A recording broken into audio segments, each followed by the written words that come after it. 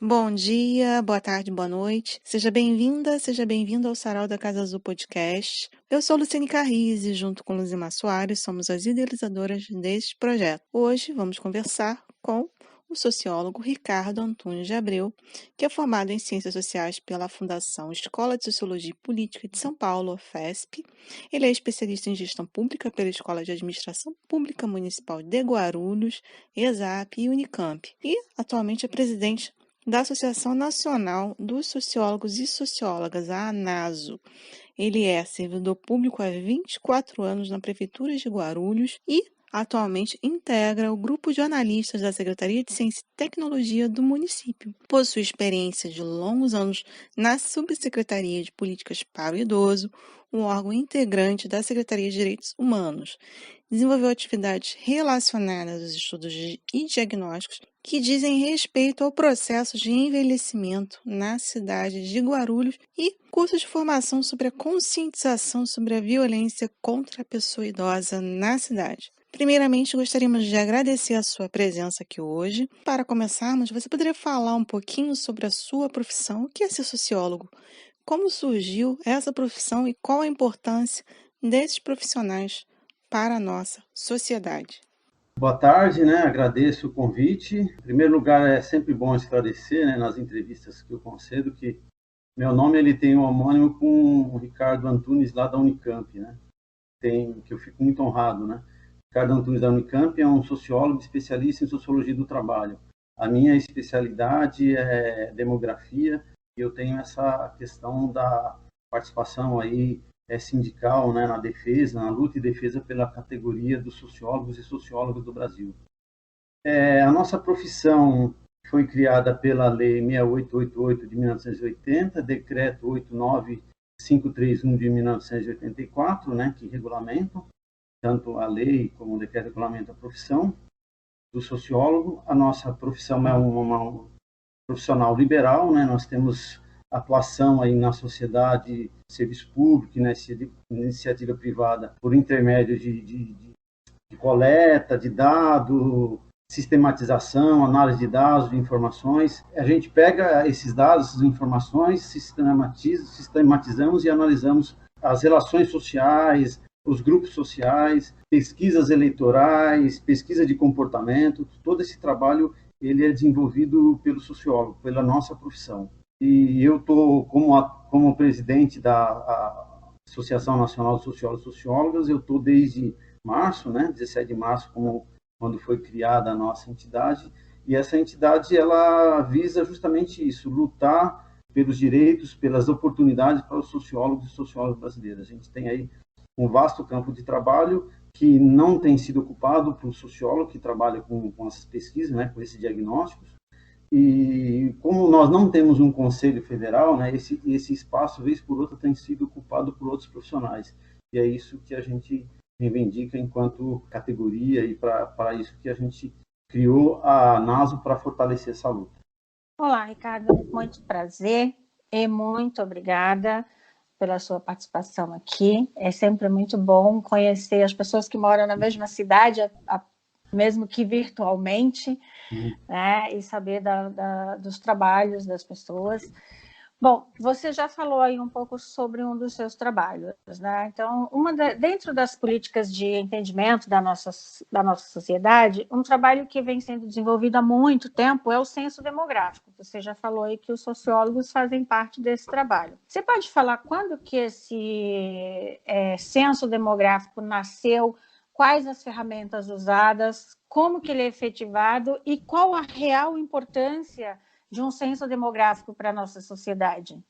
Bom, o censo demográfico ele é um trabalho desenvolvido pelo Instituto Brasileiro de Geografia e Estatística, pelo IBGE. Ele já vem há um longo tempo, feito de 10 em 10 anos. Nosso último censo foi realizado em 2010, teve 2000, 2010, os dois últimos, e nós estamos carentes aí, necessitamos, do censo que seria realizado aí no ano passado, em 2020, por conta da pandemia, foi adiado, prorrogado para esse ano e, pelo que a gente acompanhou aí na grande mídia, também não será realizado esse ano.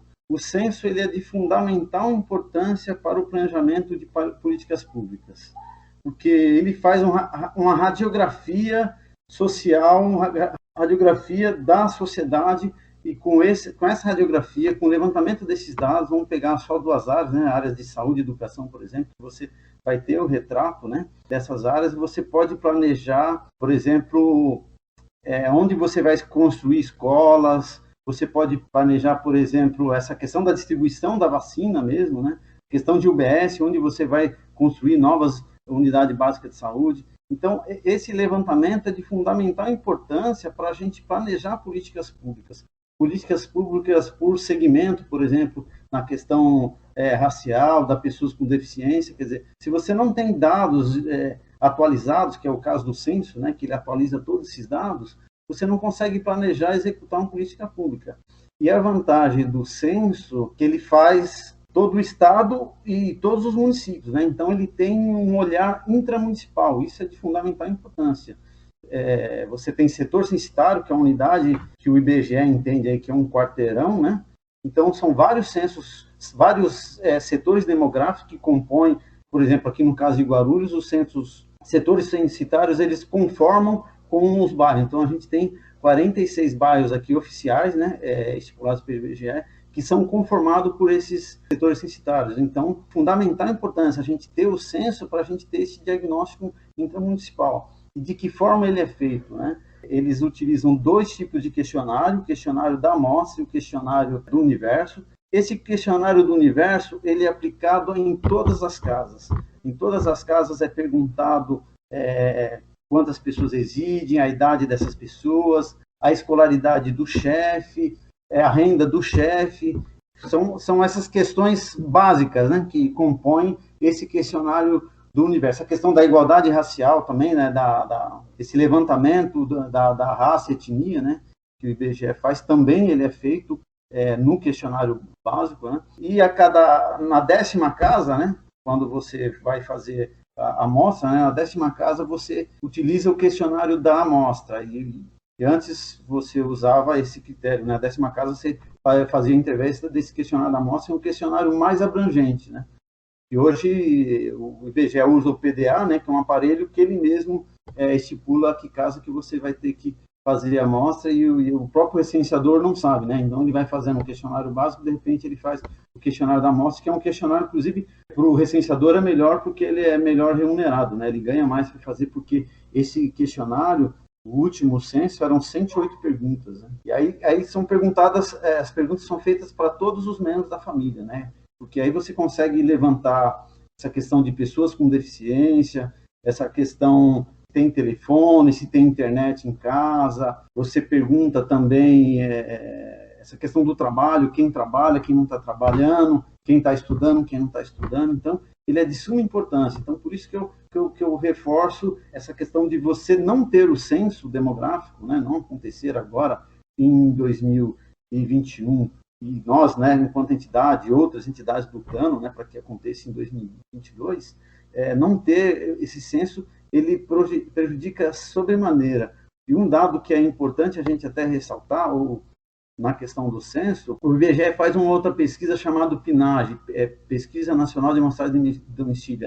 Essa pesquisa é feita nas regiões metropolitanas, ela é bem abrangente, que também usa bastante perguntas, né, desse questionário da amostra que o IBGE utiliza. Só que a PNAD, ela é feita nas regiões metropolitanas e é uma amostra bem menor quando a gente fala na questão do município, né? Então, o censo, ele é feito basicamente o município, os seus bairros, área de ponderação, o seu setor censitário. Então, você tem um dado importantíssimo, que é a questão do desemprego, por exemplo. A gente consegue levantar esse dado através do censo demográfico, né? Então, por isso que ele é de suma importância que seja realizado. Perfeito, Ricardo. Muito boa a sua colocação a respeito do IBGE, Instituto Brasileiro de Geografia e Estatística, que tem uma longa história no nosso país, uma história importante, né, em relação às políticas públicas. Isso é bom esclarecer por conta dessa crítica, né, ao papel do IBGE e dos censos, né, a falta de verba para os censos ultimamente. Sim, mas, dando continuidade aqui à nossa conversa, sabe que a sociedade está envelhecendo. vez por outra, as questões são levantadas com relação à necessidade de se modificar algumas políticas públicas, haja vista estarmos vivendo, né, os brasileiros, as pessoas no mundo também. Então, como é envelhecer no Brasil, no tocante à proteção dos idosos? Como você observa isso? No seu entender, já estamos no momento de alterarmos alguma dessas políticas, como a gratuidade da passagem de transporte público, dentre outras. Como é que você observa isso? É complicado. Então, aí precede até, conectando, né, a sua pergunta, que a gente falou do IBGE, né? O IBGE ele levanta esse dado populacional, né? Então, a gente hoje está trabalhando com essa questão da população idosa com dados estimativos, né? No caso do Estado de São Paulo, a gente usa a Fundação SEAD, né? Que já dá por volta de 148 mil idosos, se eu não me engano, o dado. O dado de 2010 são 100 mil idosos aqui na cidade de Guarulhos. E o que é interessante colocar é que eu, quando estava lá, né, na Subsecretaria de Política do Idoso, aqui, que é um órgão que faz parte da Secretaria de Direitos Humanos da Prefeitura de Guarulhos, eu fiz um estudo pegando toda a série histórica e mostrando como que vem envelhecendo essa população idosa na cidade de Guarulhos. E também, pegando no caso de 2010, espacializando essa informação, né? Como é que está distribuído esses 100 mil idosos na cidade de Guarulhos. E o que a gente percebe, né, quando a gente distribui essa informação, essa área central da cidade, sim, é fato, tem a maior concentração de pessoas idosas, por conta da própria história da cidade, alguns bairros da região central, e a prefeitura já tem equipamentos públicos que atendem, de uma certa forma, essa população idosa que está na região central da cidade, que é quando a gente cruza esses dados, né, que a gente pegou do censo e jogou no mapa da cidade de Guarulhos. Nós temos aqui 2 equipamentos públicos, né, que trata com idoso, que são 3, na verdade, 2 na área dessa questão cultural, de sociabilidade, centro de convivência, que se fala, né, que é aqui na região central, na Santa Mena, e o outro lá no Gopoúva. 2 equipamentos com esse perfil de convivência, cultural, esportivo, equipamento público, que nós temos um equipamento na saúde, que é o CEMEG, que fica aqui também na região central, no Vila Augusta. E quando a gente percebe que, no estudo, a gente percebe que esses bairros mais distantes da cidade, ele tem maior volume de população idosa, né? E a gente não tem equipamento nesses bairros, como o bairro do São João, que fica próximo ao aeroporto da cidade, bairro do Pimentas, bairro Bom Sucesso, são os bairros que têm maior volume e quantidade de população idosa, e nós não temos esses equipamentos para atender a pessoa idosa. Então, os estudos com base no censo, eles servem para refletir isso. E a gente também, com os dados da Fundação SEAD, a gente projeta, a gente já tem uma relação que começa a ser distribuída, né? Relação que é um cálculo que a gente faz de demografia, relação idoso-criança, né? A gente já vê alguns bairros no censo de 2010, né? Bairro do Secap, né, que fica perto também da região central da cidade, o bairro do Ponte Grande, são bairros que a gente percebe a mudança desse perfil, né, de uma população mais idosa em relação à criança e adolescente. Você tem um volume mais de população idosa em relação de criança e adolescente.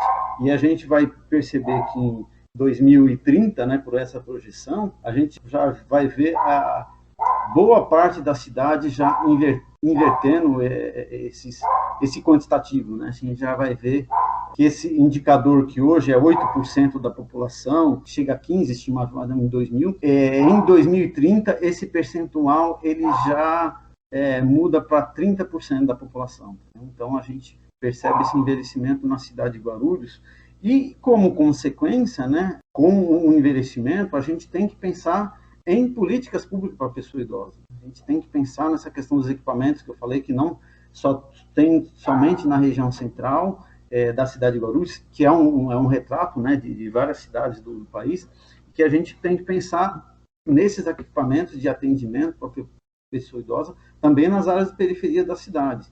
E um equipamento que a gente sente falta aqui na cidade de Guarulhos, que é de fundamental importância, em São Paulo são 16, que é o Centro-Dia, né? O Centro-Dia, só para esclarecer, é um equipamento onde você pode levar o seu pai, a sua mãe, né, o seu idoso nesse equipamento, e ele vai ter todo o atendimento lá no equipamento, ele vai desenvolver suas atividades culturais, físicas durante o dia, e à noite você pode depois buscar, né, o seu pai, sua mãe, e esse equipamento também ele tem atendimento na área da saúde também, né, de fisioterapia, com enfermeiro. Então é um equipamento de fundamental importância que as cidades carecem, né? No caso de Guarulhos, a gente só tem um criado em 2019 aqui na região do Cumbica, próximo ali da base aérea, né? Esse é o único equipamento criado, esse é o único centro-dia que tem na cidade. São Paulo são 16 que tem esse perfil. Então, com o envelhecimento da população, a população vai precisar cada vez mais desse equipamento para o seu atendimento, porque essa questão da pessoa idosa que a gente tem que encarar, que é um momento que você se sente mais solitário, e ficando solitário, você precisa interagir e participar com outras pessoas, né? Então, é importante que tenha esses equipamentos, que o idoso, que se pense em políticas para poder integrar cada vez mais o idoso na sociedade. E esse é um equipamento de suma importância. E não só essa questão, é importante que a gente frise essa questão dos direitos, né? Quando a gente fala em direito, essa questão da gratuidade da passagem, aqui em Guarulhos ainda a gente permanece com essa questão dos 60 anos, que é assim, fundamental para a pessoa idosa. Principalmente para os idosos mais carentes, para que ele possa ter o direito de vir e vir concretamente, né? Porque você com esse benefício, né, facilita muito ele transitar. Para vocês terem uma ideia, quando a gente fala nessa questão do CEMEG, né, que é aqui na região central da cidade de Guarulhos, a maior parte dos idosos que vêm para cá, eles são oriundos, boa parte deles, da área da periferia da cidade, por conta da questão da passagem. Então, ele consegue transitar, porque no CEMEG também é um equipamento fantástico na área da saúde, que tem não só atendimento à saúde, como médicos, exames e tal, ele tem também um atendimento nessa área de convivência cultural, de palestra, é um equipamento muito importante para a cidade. Então, é lamentável você ter um tipo de postura dessa, como aconteceu aqui na Prefeitura de São Paulo, né? Que eles tiraram essa gratuidade de 60, eles aumentaram para 65 anos, uma vez que o Estatuto deixa isso em aberto, mas era uma conquista do idoso, né? Então, essa é uma questão que o idoso, os conselhos municipais de idoso, o conselho estadual da pessoa idosa, precisa estar atento e tem que lutar para garantir essas políticas para a pessoa idosa. Porque a gente está num momento de perda de direito, então a gente tem que lutar para não perder esse direito, não só esse, como essa questão do estacionamento, essa questão dentro do ônibus, né, o espaço lá que ele tem para o assento garantido. Então, é preciso que se lute para que se garanta esse direito da pessoa idosa, ela não possa perder. E a gente tem uma dificuldade, essa questão dos conselhos municipais, né? Eles precisam estar fortalecidos, precisam estar estruturados, né? O nosso aqui de Guarulhos, até onde eu sei, está parado, nem reunião online eles estão fazendo. Então, é preciso que se cobre a intervenção, a participação desses conselhos, né? Que é o Conselho Municipal da Pessoa Idosa, ele é sociedade civil e governo. Então, é importante que a sociedade civil cobre a participação atuação desse Conselho Municipal Pessoa Idosa. Tivemos agora a declaração do imposto de renda, né, que eu até cobrei, né, do nosso Conselho, uma atuação no sentido de uma campanha para que aumentasse essa arrecadação para o fundo do idoso, né? E essa é uma ação que tinha que ter sido feita pelo Conselho Municipal da Pessoa Idosa. Com o recurso, você melhora a política para a pessoa idosa, não só no âmbito público, mas no âmbito privado, porque o fundo ele pode também financiar projetos, né? Ele pode bancar projetos para as pessoas idosas. Entendeu? E uma outra questão que o poder público carece aqui, que infelizmente, é fato, né, em várias cidades também, essa questão de um plano, né, para você ter um desenvolvimento sadio, um envelhecimento, desenvolvimento sadio, um envelhecimento ativo, é importante que o poder público faça um plano de atenção à pessoa idosa. Isso é de fundamental importância. E esse plano não é um plano elaborado pela Secretaria da Assistência dos Municípios e Estados. Esse é um plano que tem que ser pactuado, ele tem que ser articulado com todas as esferas de governo, com todas as secretarias, para que cada área sabe a sua atuação, o seu compromisso, para articular e promover uma vida digna para a pessoa idosa. Então, com o envelhecimento, isso é imperativo, ou seja, essas políticas precisam funcionar para dar uma qualidade de vida para nossos idosos e para nós, né? Porque quando a gente está falando de idosos, nós estamos falando de nós mesmos, né? Porque é o nosso futuro que está em jogo, né? É o nosso futuro que a gente tem que lutar para melhorar. Perfeito, Ricardo. Bom, já estamos nos encaminhando para o meu último questionamento a você. E como você mesmo já falou, as políticas públicas elas se baseiam nos dados do censo demográfico para pensar o que vai fazer, né? Ou pelo menos deveriam, né? Então, como não houve o censo demográfico agora nesse decênio, ou seja, 2020 não teve, possivelmente também não terá 2021, não acontecerá, porque alega-se que não há dinheiro para. Como você acha que serão pensadas as políticas públicas para esse decênio que estamos entrando agora, se não há esses dados? Vão ser baseados, então, no censo de 2010, porque não tem de 2020, enfim, como que vai ser isso? O que é o Estatuto do Idoso? A Lei 10.741 de 2003. E, para finalizar, você poderia indicar alguma referência bibliográfica para quem quisesse se inteirar mais sobre o assunto, tanto com relação ao trabalho e a importância do sociólogo ou a importância do censo demográfico e, principalmente, com relação aos direitos dos idosos? A primeira pergunta se fala sem o censo, né? Como que vai ser nossa vida sem o censo? A primeira colocação que eu faço é que a gente não pode desistir, né? De lutar, de brigar para que tenha o censo. Inclusive, tem até uma manifestação do STF nesse sentido, né? Eu acompanhei várias entrevistas, né? Depois que foi cancelado, né? O suspenso do censo, e uma entrevista de um ex-presidente do IBGE que eu achei bastante interessante, né, de sua importância, que é a gente pensar a partir de agora, né, o censo ele não pode ser vinculado mais pode ser que tenha orçamento esse ano, o ano que vem para fazer o censo. É importante que, como ele é feito de 10 em 10 anos, que é um prazo longo, né, se reserve uma quantia, né, que se provisione um valor todo ano para que esse censo, esse agora será feito em 2002, tomara, né, estamos lutando para isso, mas que em 2030, né, teoricamente, vamos se concretizar, fazer em 2030, né, mas que vocês, quando chegar nesse ano, a gente já tenha a verba garantida, não fica refém da política A ou B, entendeu? Para que o censo realmente possa ser realizado.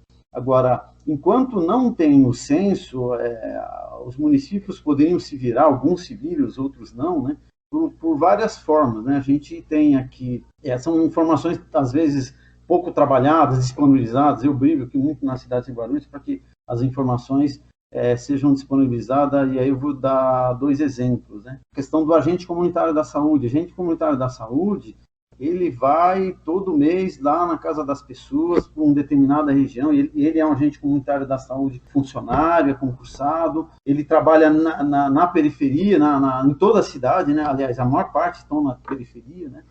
E ele consegue fazer esse levantamento de dados, ele acompanha. Então, esse é um dado que dá para as prefeituras trabalharem. O problema é a prefeitura não disponibilizar esse dado para que todo mundo possa conhecer e trabalhar essa informação. Não o nome das pessoas, né? Porque até o próprio IBGE não disponibiliza isso, né? Mas o dado quantitativo para a gente poder trabalhar com o diagnóstico. E uma coisa que surgiu recentemente também, que as prefeituras precisam começar a trabalhar com a sua assessoria ou contratando mais profissionais, e é claro, aqui eu defendo o sociólogo, né? Que tenha mais sociólogo nas prefeituras, mas essa questão do formulário eletrônico. O formulário eletrônico hoje ele é fundamental, ele é de suma importância para você poder coletar dados de perfil de população, de planejamento de política, de avaliação, né, de projetos, de programas. Então, é algo que precisa ser mais utilizado pelo poder público, né? Aqui em Guarulhos é dividido também por, se não me engano, são 8 regionais, né? Eu acho que podia ser feito um trabalho nesse sentido, né, de coleta desses dados por região, né, pela população, usando o UBS, ou usando as próprias regionais, né, que o pesquisador possa alimentar esse formulário e a gente ter, porque o dado, quando você alimenta um formulário eletrônico, a esse do Google, por exemplo, o dado já vai lá, já começa a ser tabulado, né? Já começa a ser... E aí você pode estipular um período e ter essa informação para você planejar a sua política pública. Eu acho isso de fundamental importância, que os governos precisam começar a pensar, a se estruturar. Essa questão do conteúdo, né, da política para a pessoa idosa, o estatuto, eu acho que ele é de fundamental importância, estudar, ler, até promover seminários, né? Eu tenho provocado muito aqui a Prefeitura Guarulhos, a gente tem, a época que eu tive lá no Conselho, nós fizemos bastante debate, eu fiz um trabalho muito interessante aqui, que a Prefeitura, até onde eu sei, está dando continuidade, né? Que é um trabalho de formação com motoristas e cobradores. Por que esse trabalho de formação? Porque é ele que está atendendo o usuário lá na ponta, né? O idoso, a pessoa com mobilidade reduzida, a pessoa com deficiência. Então, havia uma reclamação, né, desse público, desse segmento, junto ao Ministério Público, e o Ministério Público provocou a Prefeitura para fazer esse trabalho de formação com o motorista e cobrador. Então, e a gente trabalhou bastante com essa questão do Estatuto do Idoso, que é de fundamental importância. O Papa, né, um dos expoentes, inclusive eu vi um programa dele ontem, né, nesse debate sobre o idoso, né, Alexandre Kalash. Eu recomendo às pessoas que consultem, ele tem vários vídeos, várias entrevistas, Roda Viva, que ele participou, já 2 Roda Viva, se não me engano, eu vi o último, fantástico.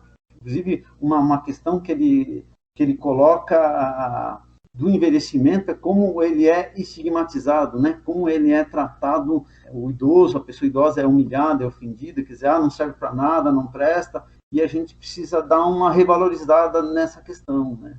Respeitar o idoso, dar o seu devido valor. Afinal, a pessoa idosa, que seremos nós amanhã, a gente tem um conhecimento agregado, né? A gente agregou bastante conhecimento e precisamos ser respeitados por isso, né? E a mídia, né, e a imprensa, o poder público precisa colaborar, ela precisa estar junto com o idoso para desfazer essa imagem do prestável, porque, na verdade, ser idoso é uma outra etapa da vida, né? Assim como você foi criança, jovem, né, a juventude, agora a gente está indo para o envelhecimento. Quer dizer, é uma outra etapa da vida que precisa ser respeitada como outro qualquer. Então, é esse trabalho que eu acho que precisa ser feito com bastante acuidade, que é o respeito à pessoa idosa. Aproveitando para falar nisso, tem um artigo do Estatuto, que ele é fantástico, o artigo 22, que é o que eu gravei, que é um artigo que fala sobre trabalhar o conteúdo, em termos de conteúdo transversal, essa questão do respeito à pessoa idosa, no currículo das escolas de ensino fundamental e médio. Isso é essencial para que essa molecada aprenda, né, entenda, compreenda essa questão do processo de envelhecimento, do respeito que ela tem que ter a essas pessoas. É importante esse trabalho, que se explore, né, esse artigo 22, que é um artigo do Estatuto que trabalha com essa questão. Sobre a profissão do sociólogo, é um curso de 4 anos, né, curso de Ciências Sociais. Esses livros que hoje a gente não tem mais, né, mas assim, o que é sociologia, o que é comunismo, o que é socialismo, eu acho que esse dá uma base, né, do que é a profissão. Tem um livro, o Marx Weber Durkheim, né, e tem um livro que fala dos clássicos, né, da sociologia. Agora não fugiu o nome, depois eu até posso ver o nome, e se o público interessar, a gente passa. Que ele fala desses 3 autores do método, da construção da sociologia. Então, é importante que se entenda a sociologia, usando como baluarte, né, esses 3 cientistas, né? O precursor da sociologia é o Comte, né, mas que falava do positivismo. Depois vieram esses que começam a discutir mais o método de estudo, mais o método de diagnóstico, né, que eu acho que é de fundamental importância. E a questão do Marx, que ele fala bastante, que é de suma relevância, que é essa relação, né, das classes trabalhadora, a classe burguesa, e essa questão da intermediação do Estado, que é de suma importância para quem quer entender sociologia, para quem quer acompanhar os estudos, e sempre tendo claro para nós, né, enquanto categoria, como dirigente, que o sociólogo é um profissional igual ao outro qualquer. Tem se cobrado muito e nos estigmatizado nesse sentido, né? que devemos fazer, que a revolução tem que colocar só na nossa conta, para melhorar, para debater, para qualificar, ou para até acabar com essa sociedade capitalista, não pode ser só a obrigação do sociólogo, uma sociedade exploradora, desumana, não solidária, né? Essa é uma tarefa de todos os profissionais, então isso não pode colocar somente na conta do sociólogo. Nós somos profissionais técnicos como outro qualquer, que a gente utiliza do nosso método de pesquisa para a gente fazer diagnósticos, pesquisas, análises sobre a sociedade. Então, é esse o recado que a gente gostaria de deixar. Muito obrigada. Eu queria só aproveitar aí que você está indicando livros, e eu queria indicar um livro também para quem quiser entender um pouco da importância social dos idosos. Tem um livro da Ecléa Boses chamado Lembranças de Velhos, que é um livro fantástico, e ela fala justamente sobre isso, da importância social e de como a gente precisa da presença, né, dos idosos. É muito interessante, eu acho que as pessoas precisam ler muito Ecléa Boses. O sociólogo, eu achei o livro aqui, ó, é Um Toque de Clássicos. Esse livro ele é fantástico porque ele dá uma geral, né, do momento histórico, né, que a sociologia surgiu, qual é o pensamento, os estudos, principais teses, né, principais métodos discutidos por esses três cientistas, no caso, Karen, Weber e o Marx. Tá bom? Um toque de clássico. Muito obrigada pela sua participação, Ricardo. Realmente é muito importante a gente se preocupar, né, com a questão dos idosos, porque todos nós estamos caminhando para a boa idade, a terceira idade, e afinal de contas essas pessoas contribuíram muito para a sociedade e merecem ser respeitadas, né? Já que a gente vive num sistema capitalista, muitos contribuíram e trabalharam, se aposentaram. Quando se fala do aposentado, também vem toda a questão, né, do preconceito, como se essa pessoa não tivesse contribuído durante anos de sua vida para a sociedade. Também deve ser bem lembrado. Então, muito obrigada pelos seus esclarecimentos sobre o censo, que é de vital importância nesse momento que a gente está atravessando, obscurantismo, enfim, das ciências de uma maneira geral, do papel do IBGE, da importância do idoso na nossa sociedade e do papel do sociólogo, que tem um papel fundamental para entender a nossa sociedade. Quero agradecer o convite e estou à disposição. Aí, qualquer outra oportunidade, pode contar com a gente colabora. Então, encerramos mais um episódio do podcast do Sarau da Casa Azul. Eu, Luciene Carriz e Luzimar Soares agradecemos a sua audiência e aguardamos você no próximo episódio. Até breve!